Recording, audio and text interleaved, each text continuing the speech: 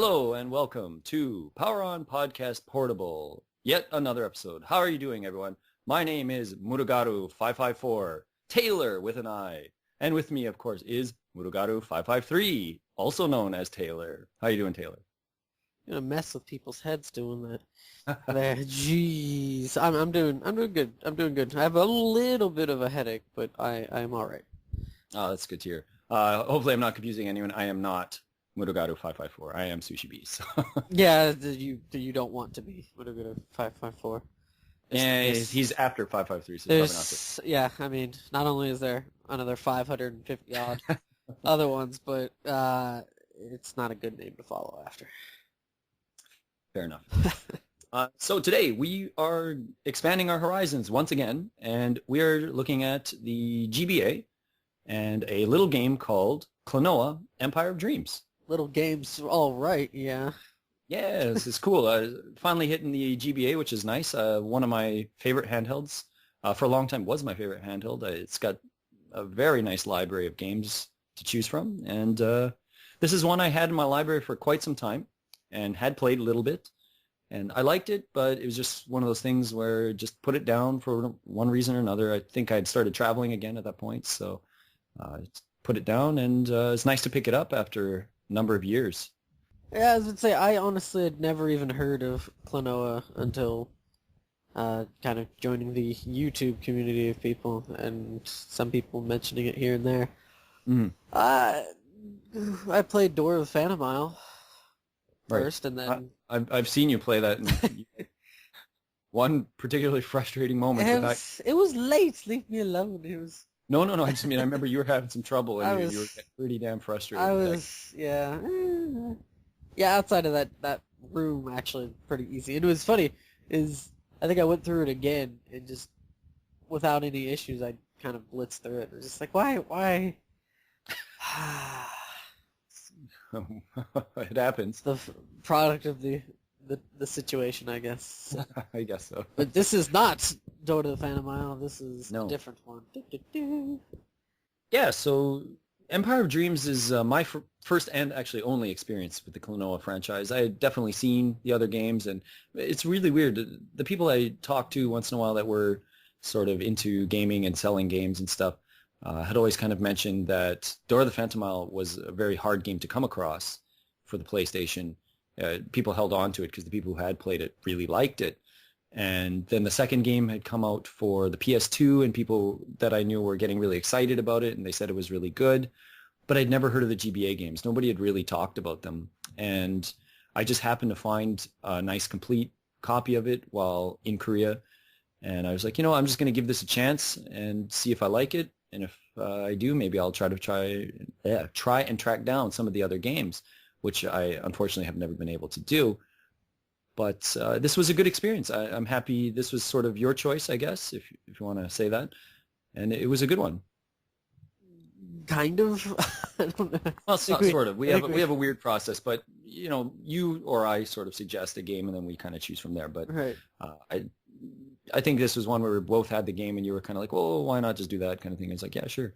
Yeah, it's an enjoyable game to an extent. I would say.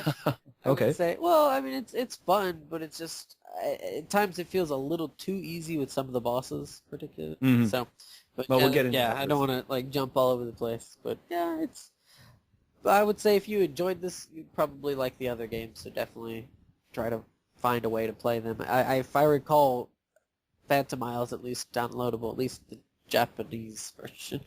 Definitely, I know you got it from the Japanese PSN. I don't know if it's on the North American one. I think if it was, I might have tried to buy it already. So okay. It might not be on there, but don't quote us on that. It could be. One of the things, though, okay, you're talking about the difficulty. Why don't we just start with that? Now, I was playing the game, and I felt the same as you. I thought particularly the bosses were relatively easy. Mm. And most of the stages are not that difficult either. And as I was playing it, though, I thought, well, they probably tried to make this a little easier because it's on the GBA. Well, it's mostly for kids, probably. That what might have been their sort of thought process with it all. And if they thought, well, if we make this really difficult, kids are going to hate it. And we don't want to make cynical, mad kids like the 1980s Nintendo children from the NES days.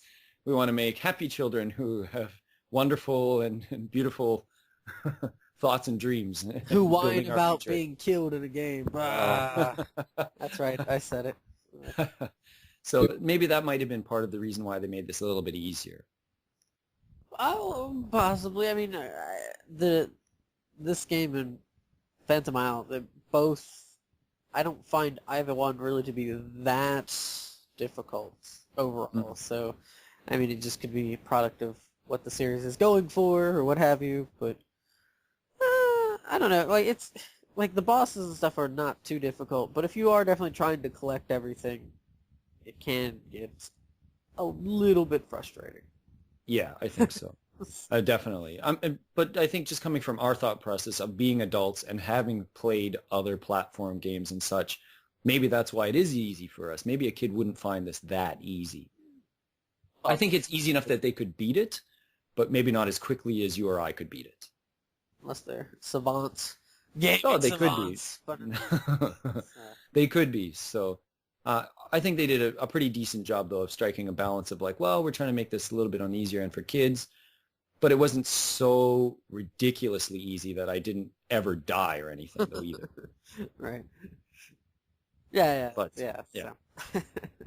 What do you think about the graphics? You know, I thought the animation for Klonoa himself was really good for this game. I think the character graphics as well as just the backgrounds are all. I like the backgrounds, but some of the stage, how do I want to put it? Stage design of itself feels a little blocky. Okay. So like I like the background kind of image and stuff, but Klonoa looks smooth, the enemies look smooth. The bosses, because they're a bit bigger, they're kind of what's the word?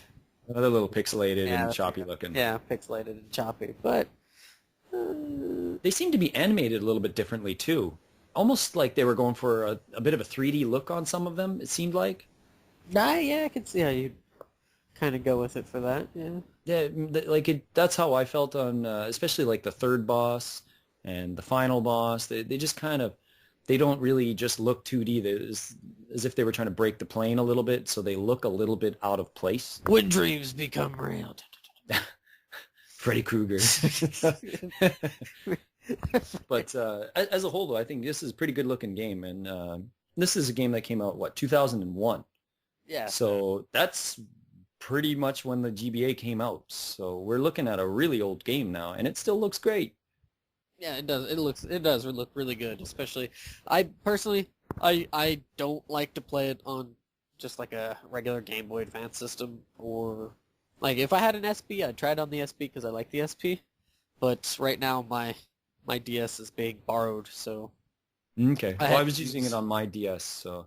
Yeah, so I had to use the Game Boy Advance player for the GameCube, and it still looks really good on the TV. So. Yeah, the Game Boy Advance player, sometimes it really blows up games too much and they don't look good at all. But not to get on too much of a tangent, but what a wonderful product. I mean, I had a chance to get my GBA player when I got my GameCube. They had that promotion with Nintendo, and they were like, oh, you can buy the GameCube and you get one free game, or you can choose the GBA player. And I was like, I am not buying any of those games because they're not interesting at all to me. It was like Metroid Prime and Luigi's Mansion, I think, were two of them. Ooh. Star Fox Adventures, I think, was one of the others, and I forget what the fourth is. But I looked at them, I was like, they're all games that I can buy for $20 or less in the future. I can guarantee it. I presume they're not very expensive games now. But I was like, that GBA player looks awesome. Like, I don't know how anyone is not choosing this thing. Like, I don't know how anyone is not looking at that and saying, that is a great thing to have, especially if you don't have a GBA and you want to try some of those games. It's really awesome. But not to get too much off topic there. So yeah, anyways, Klonoa, I agree with you on the backgrounds and stuff too. I think the only thing about the backgrounds I didn't really like is they don't feel that varied to me. They stick really close to the theme, and they all kind of feel the same in a lot of ways.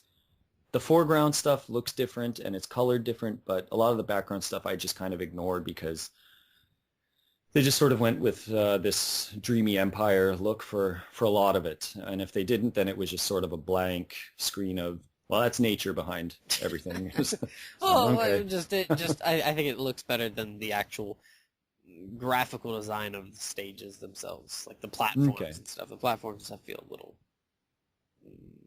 That a little plain. I mean, yeah, plain. again, this is a very early GBA game, so I think it's kind of maybe a bit par for the course at that point. Mm. So yeah, where would you like to sort of steer the ship next? Anywhere. I don't lucid dream, so I never control my dreams. So Why don't we hit the music then? okay. So the music is, to me, very well done. I thought that the first stage on the first world, that music caught me right away. I was like, wow, this is really good for an old GBA game. It really conveys the sort of dream world that Klonoa is thrown into. Mm-hmm. And some of the other ones are really good. I thought the third world was really good. The second one's a little just kind of totally out of mind for me. I can't even seem to remember it. So I don't remember it being bad. I just don't remember it being obviously very memorable. 4 is pretty good, and 5 was also pretty good. Yeah. But I would say 1 and 3, sorry, were probably my favorites. No, that's fine. That's fine. Yeah, overall, I enjoy the music. It's kind of, I don't know how to put it. It's something that kind of just sticks with you. It may not be as memorable as some platforming games music, like Yep. Mario, Mega Man, Sonic and stuff. you know, yeah, Sonic and everything. But it's still really good on its own, and it's enjoyable. And I guess it's whenever I do kind of play it, it always, I don't want to say it always surprises me to think, oh man, this is so good. But it's kind of like that, like you just rediscover it kind of thing. Like, oh man, yeah, this is so awesome. Kind of like that to me. So yeah, a lot of GBA games just surprise me at how good the music can be. It's just unfortunate that it was typically being pumped out of that tiny little speaker. That's the only thing that seems to sort of hold it back. And then once it's beyond that on your TV with, say, the GBA player, it doesn't sound very good at all, generally speaking, because now it's trying to go through stereo sound, and it's almost trying too hard to bring out the music, and it's really unfortunate on a lot of cases. But I could probably see this working still on the GBA player as you played it. yeah, I was like, yeah, you know, when I was playing it, Nice, I enjoyed nice. I enjoyed it. So it wasn't really scratchy or anything? Not you're kind of asking really the wrong person because Okay. it's a little deaf. So Mm. to me, it wasn't like holy shit, what is, you know, trying to push tunes through a grind organ kind of thing. It was good. It was good. Nice, nice. All right. And what about sort of looking at each world then? Okay. Why don't we start with the first world? And that would be Gazaland, or the fighting city. Yeah. So, I mean, it's just pretty basic. They use a lot of the stages to familiarize you with how the simple platforming mechanics of the game are. You know, here's a rope, how to climb it. Here's an enemy, you have to pick them up and learn how to use them to jump higher, this kind of stuff. It's a fine, I think it's a pretty good introductory world for players that are not familiar with the franchise at all.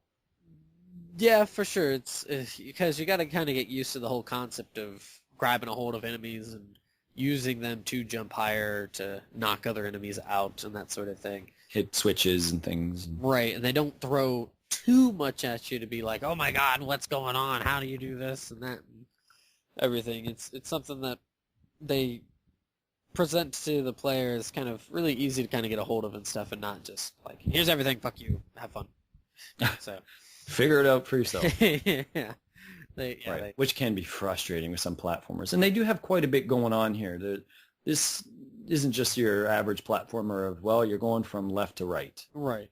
This is a lot of, well, okay, first stage, maybe you do that. Next stage, the exit door is right in front of you. Yeah. You have to go all the way around everything to figure out, get all these gems and get these stars and get the keys. And, okay, and I figured out. And you have to really learn the pattern because a lot of the stages force you to follow this direction, and if you sort of try to backtrack, usually that doesn't work out for you. You have to kind of keep pressing forward in a certain direction. Right. Which is interesting. I thought that worked for the most part in this game. For the most part. There are definitely some times where it's just kind of like, oh my god, get through this kind of thing. Or Yeah, it's like, that's really weird. Why would I have to go this way or get this key over here, which is really annoying or something?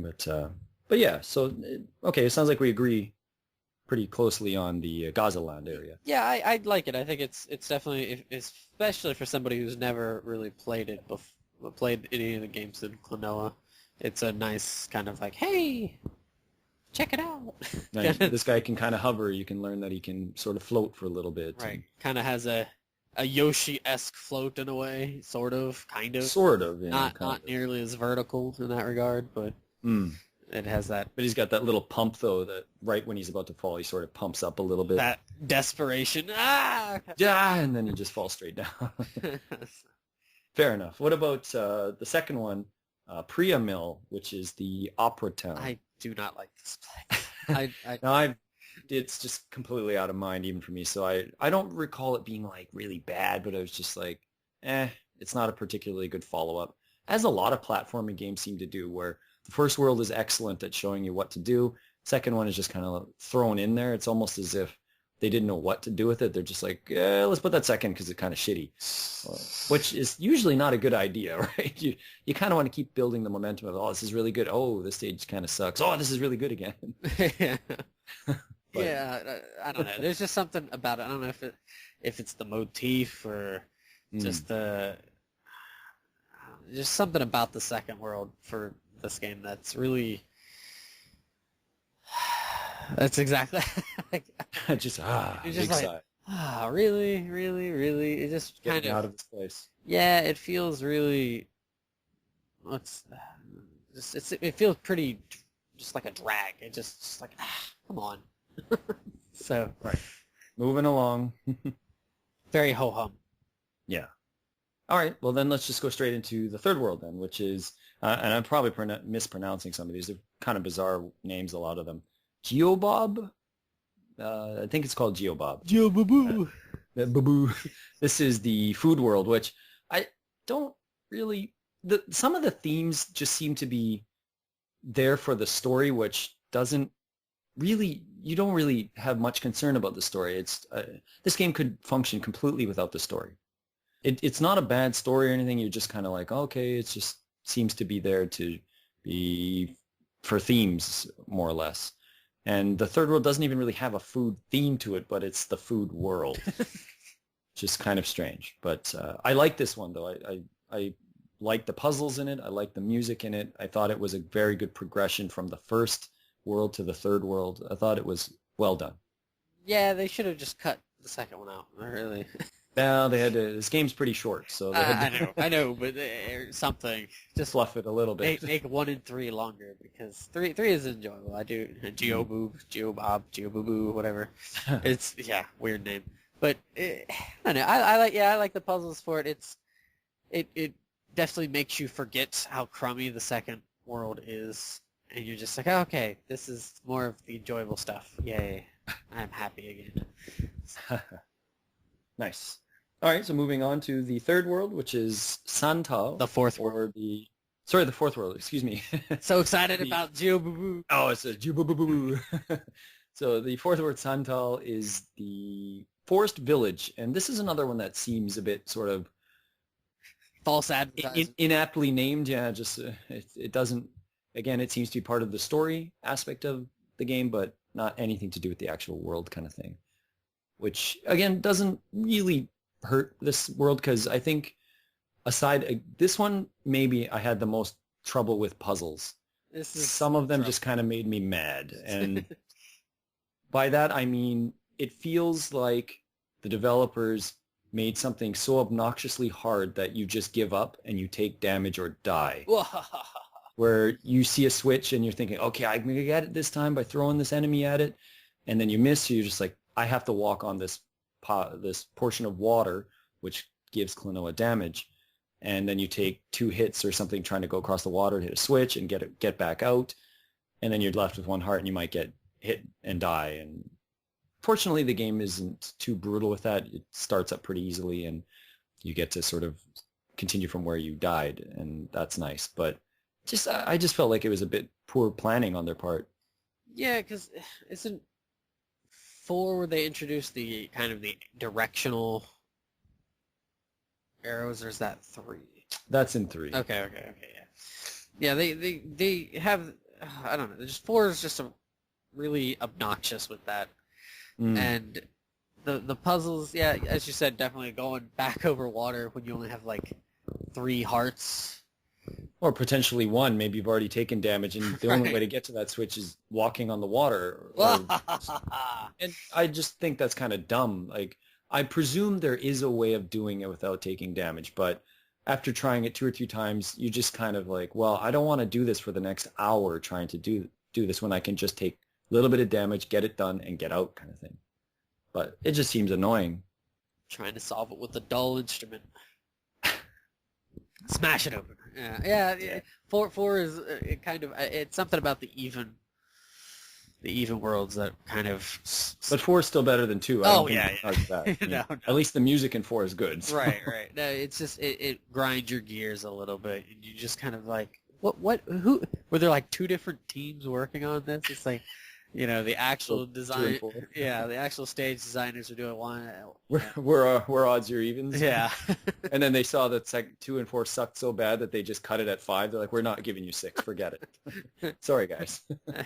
Yeah, something, because I don't know what the hell they were thinking at times, but yeah, it's just too bad. But let's move on to the 5th world here. So the final one, and that is this is the hardest to pronounce, and I'm for sure going to butcher this one. It's like Leljamba or Jimba. I don't know what was it in Japanese. What is it? New Erujimba or something. Okay. And this is the Imperial City, so you kind of get to the final part here where the king and the kingdom and all this stuff. And, king? It's an empire.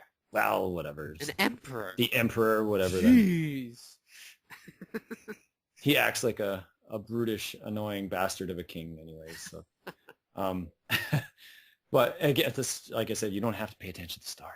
So, it's pretty much just a wash. So, but this is a pretty decent send-off for the game. You get a pretty good world, pretty decent final boss. I felt comfortable with it being the final part of the game. It makes up for the frustration of that is 4, and like I said, it kind of alternates from going yay, kind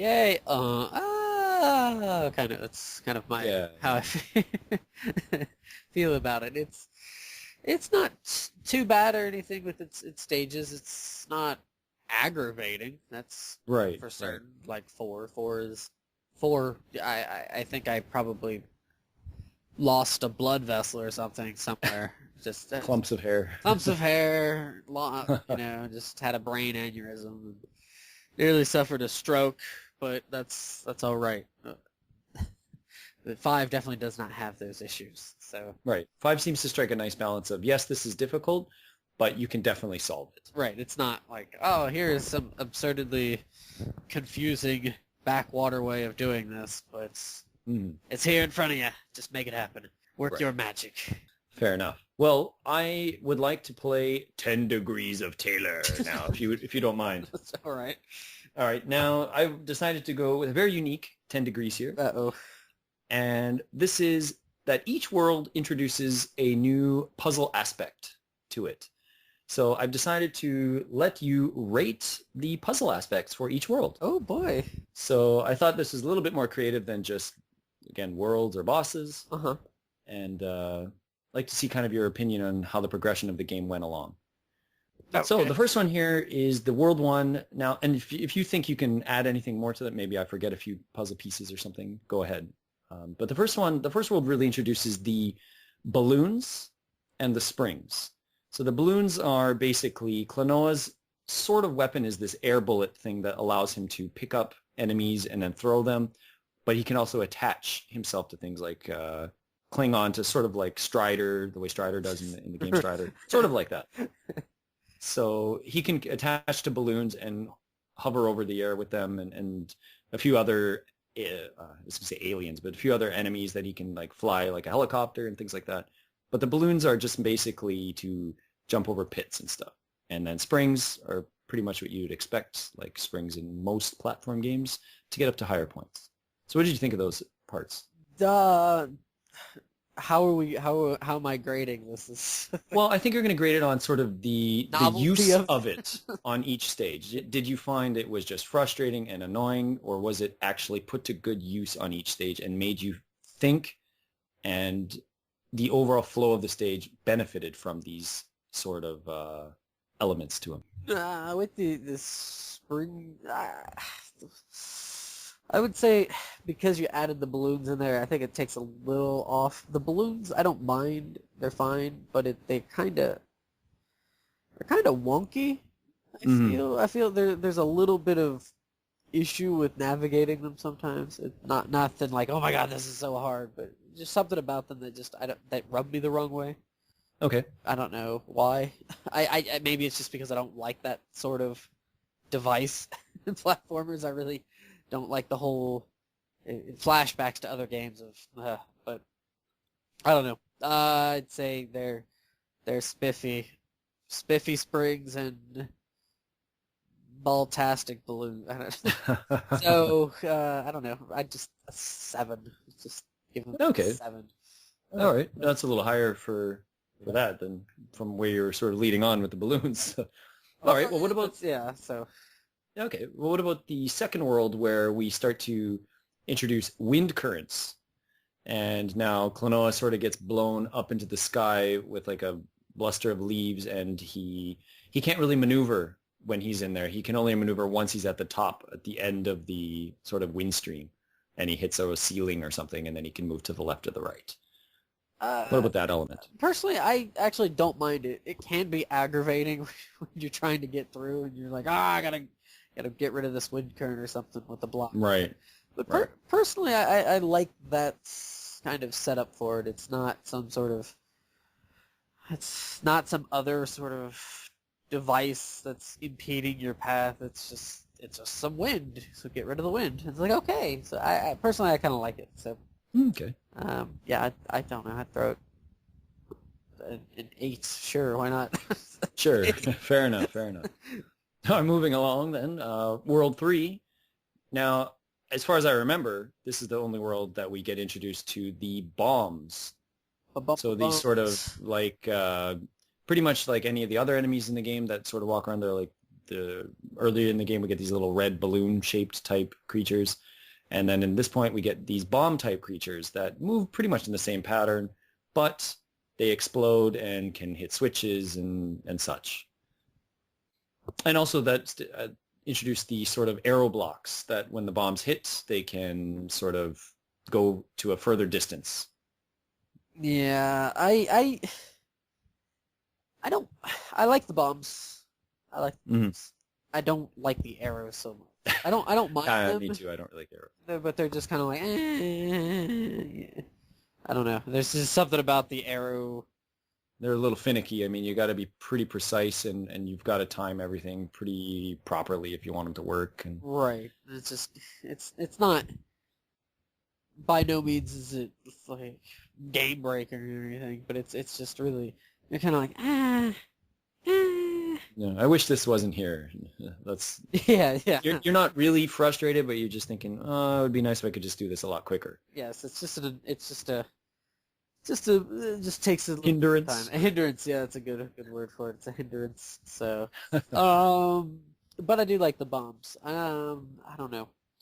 I would probably shelve it with the spring and the balloons at a 7. Okay, still pretty high score so far. Well, all right. What about? Yeah, go ahead. No. Nothing. Okay, I was gonna move on. So, World 4 here is when we get introduced to water and water switches. Water everywhere, but not a drop-in room. Yeah, too many platform characters seem to really dislike water. They just seem to die easily, or there's just I don't know more water. often. Just not good swimmers for some reason. This, ugh, bleh, bleh, this, I do not like the water devices in this game at all. Yeah, that's all the really, because it's just frustrating, Right. frustrating, and more frustration. So you get, let's see, I will give you a 4 for water. Oh, Yeah. the lowest score yet. Wahaha, wahaha. Oh, I mean, with springs and balloons, it's that's kind of a basic for platforms. Okay, cool. It is. And It is. they work fine. I personally just don't like the Yeah. grapple mechanic. I'm not the biggest fan of it. Not even in Super Metroid. But it's a lot of kooky timing a lot of the time, and just if you miss something, you often get punished pretty badly, and that's kind of my feeling on those sort of things. right. It's just, okay, but this water stuff, no, go away forever. Or It's really too bad because most of the stage design is very interesting, but yeah, often you just get frustrated by because it is the element of water, so is so prevalent in all of those designs. You're just like, it's really too bad because they had some decent ideas here, but it's just kind of making me mad at this point. right, right. So, all right, well, just the final one here would be a pretty straightforward one, and that is the green attachment blocks or boxes, whatever you'd like to claim them as, and they just basically allow Klonoa to attach to higher up places on walls. A giant hand comes out and attaches to some sort of area. They're matched to a part on the wall that looks pretty much exactly like the block, so you can always tell, okay, that's where I can put this block and I can swing across or whatnot. So Which definitely helps, because if they didn't have anything like that, you would be extremely frustrated. Right. I would be surprised if they hadn't put that there. So luckily it is all very visible and easy to follow. Right, yeah. Thankfully they did not step back into the dark ages of gaming and just assume that everybody designed the game that's going to play it. Like, hey, Figure that kind of right, goofiness out. throw this block here kind of thing. I like the blocks. I like the blocks. It's a nice little add-on that when I had first played through it, I never really expected that, I guess. So, I mean, I know you're not really trying to... personally, I don't even remember Phantom Isle even really doing anything like that. I could be totally wrong, but I don't know. It's a cool little nifty device to be like, okay, start slapping blocks on here and start hopping around. I'm like, okay! So I like that. So I will give it a 9. Oh, nice. I like that one too. I thought it was a really good element, and it really helped the fifth world in a lot of ways. Right. A few of them are a little tricky, not to the point of being really angry, but definitely a little tricky, and you get them and you feel really satisfied after you solve the puzzle. Yeah. So yeah, I like them too. Nice. So, I personally don't have too much more to say about this game. I think it's a very good GBA game. I don't know if it's very uncommon or if it is common, but anyone who has a GBA, likes platformers, has not played this, it's definitely worth a look. I'd agree with that. I guess some things to also throw out is that there are times where you have kind of the typical platforming scrolling stages, which forget those. aren't too horrible, but they're not like, yay, scrolling. I mean, nobody's excited for scrolling stages. Ever. Nobody's like, yes, a scrolling stage. I'm so excited. Let's do it. Like, it's sort of a scrolling stage, but the what is it? The snowboard or the skateboard kind of water. Then there's those are most of them are actually like that. So. Right. So they're pretty forgiving, thankfully, but well, I guess I won't say too much more. They are forgiving at least. Yeah. You don't. I mean, I died a few times on some of them, but you don't feel like, oh my god. And you can actually kind of skip them too. You don't actually have to do them, which is nice. But I did all the stages just because I didn't get all the gems on those because I didn't feel like it. But I still did the stage. It's like, okay, I've at least done the stage. That's good enough for me. Yeah. So I would say, at least with those boarding stages, it can be a little hard to try to collect everything.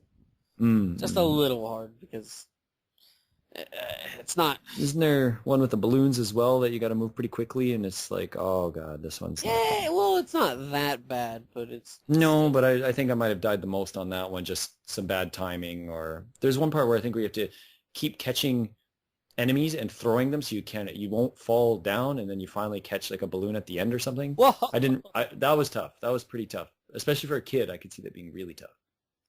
So yeah, that was, I guess, something to bring up. And the bosses themselves are pretty easy.